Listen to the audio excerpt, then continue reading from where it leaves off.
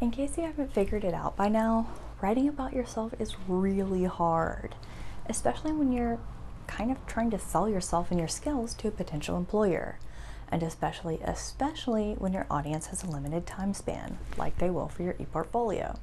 So, in this video, I'm going to talk a little bit about how to write about yourself and your work for the ePortfolio.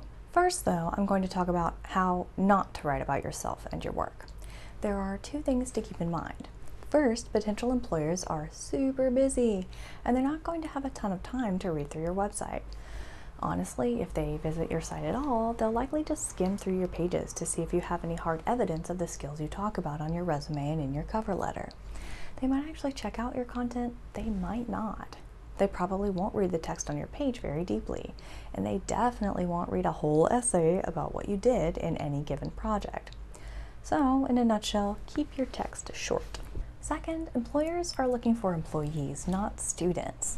They don't necessarily care that you created this ePortfolio for a class or that you learned such and such skills while creating the ePortfolio.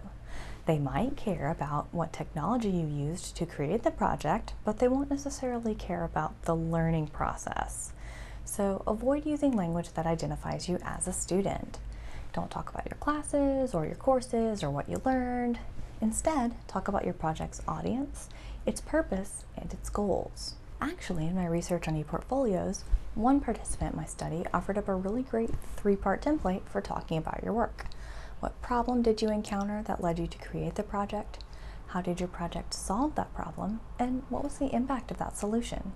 And anything you can quantify in terms of numbers, do.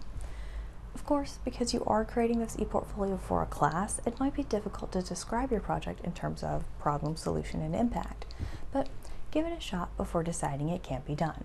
That's part of the learning process too.